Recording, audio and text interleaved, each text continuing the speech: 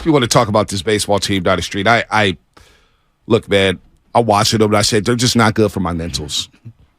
They're just not. I mean, it's like, I don't know, the Brebry and Kapler thing on the mound, and we all was like, man, that's weird, and apparently they do that. For me, it's... But why are you joking? This is what I would say. You're joking on the mound when you're getting eliminated from the playoffs. Could you imagine, like, honestly, this is like more of a business conversation. Could you imagine Eddie DeBartolo watching Seifert and Steve Young, per se, like them kind of goof off as they're getting eliminated from the playoffs? Yeah. On the field? On the field. Could you imagine watching Joe Lacob sitting there watching Steve Kerr and, let's just say, Draymond Green, goofing around as they're getting eliminated? No. It was odd. Very odd. And then everybody online is like, wow, that's so cute. And I'm sitting here going like, I get it's a long season and you got to do some fun stuff and make things quirky.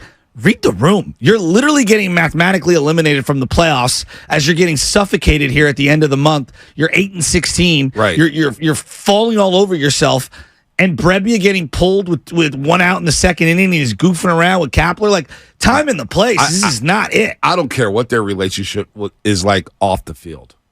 On the field, when you do that in front of those fans who pay their money, and you're like, wow, we're struggling in September.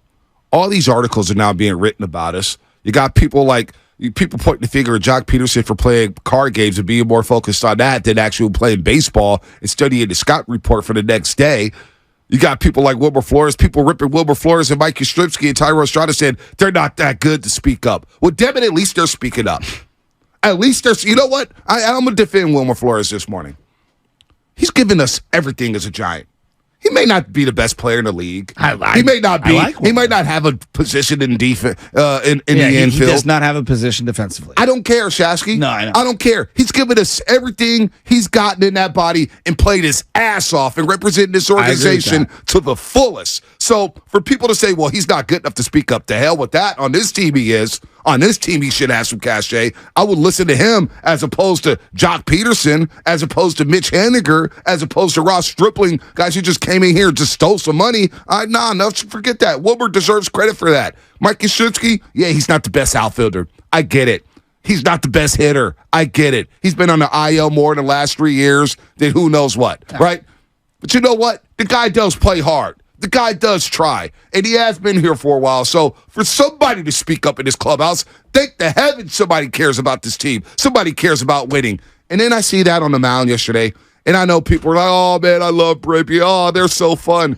No. You're getting shut out by the San Diego Padres. You're about to finish in fourth place in the NL West. Right now, you're equal distance away from the Colorado Rockies, who have 54 wins and are the bottom of the NL, as you are to the first place Dodgers. You're equal distance, okay? 20 games away from the Dodgers, 20 games away from the Colorado Rockies. I mean, come on. You might end up closer to the Colorado Rockies than you are the Dodgers. I mean, so my thing is, you do that on the mound in that situation, I just don't get it. The more this plays out, Jimmy the more I'm thinking. smiled on the sideline. And people went crazy.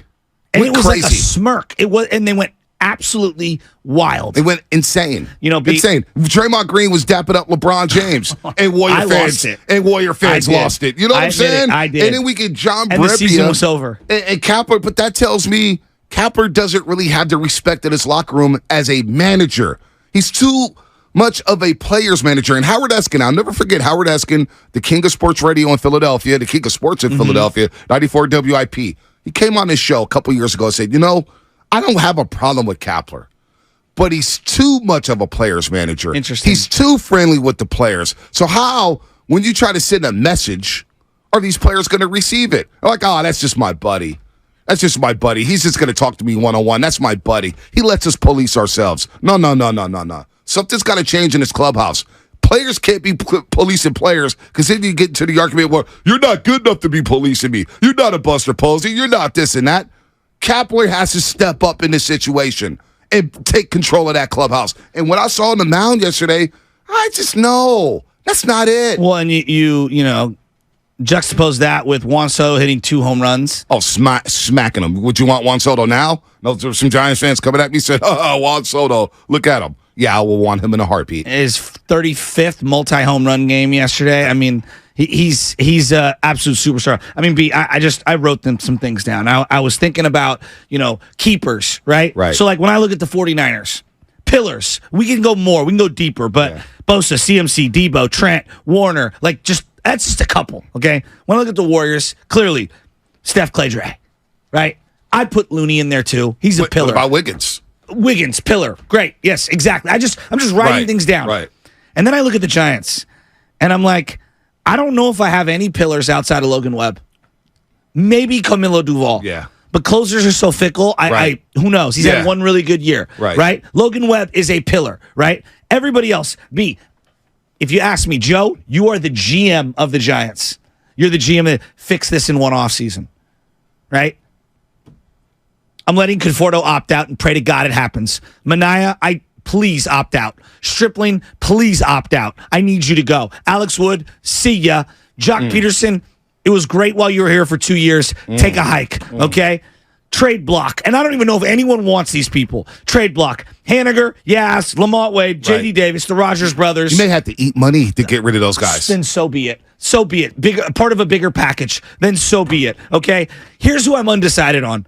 Meckler, Ramos, Tyler Fitzgerald, Blake Sable, VR. I throw Casey Schmidt in there. Luis Matos. I like Luis Matos. I'm still kind of undecided on him. So if there's a good trade package where I've got to surrender something, all of those guys I just mentioned would be in it.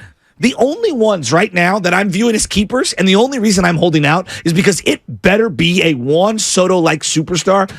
Harrison and Luciano in terms of prospects. Right. Estrada, Bailey, Webb, Doval. And even Estrada, if you told me the right deal came around, I'd probably throw him in there. You trade him. I mean, Bonte, we're talking about 3.5 guys on a roster of 40 that I'm looking at right now. That's sad. You've had 6 years to put together a team. I mean, you have international free agency. You have 40 rounds in the draft. You have opportunities to trade people away. I've been waiting for you to sign anyone with a pulse in free agency that I care about. Right.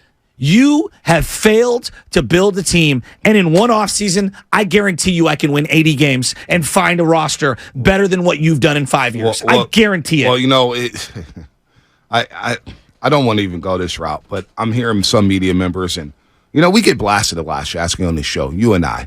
We get labeled hot take guys, yellers, too irrational, too emotional. No, we just care. We care more than you do. And that's a problem for some people. We're confident in our takes, which makes a lot of insecure people a little more insecure. We're confident in what we say. We may not be right all the time, and we'll wear that on the front end. We don't care about being right or wrong. We care about having fun and following our favorite teams growing up here. That's what Shasky and I care about. All right? We try to provide you deep analysis at times. We try our best. We're wrong about a lot of things. But we try to give you the day-to-day. We try to stay away from narrative-driven radio and headline radio. Well, week 3 of the season, should you give this guy a big contract? No, we don't do that on this show. We don't. We do not do that. But we have taken the Giants to task because we want this team to be good. And I hear a lot of people, fans, media members talk about, they are smarter than you. Your opinion doesn't matter, blah, blah, blah, blah, blah. And I think to myself, our opinions doesn't matter? We're going to really hear about it then. Because it should matter. Farhan and Kapler should be listening to what we're talking about. They should be listening to the fans about what they want. Look, we may not know everything about baseball. I know sure in the hell I don't. I know X's and O's in basketball, football, a lot more than I do in baseball. But you know what? I know what Giants fans like.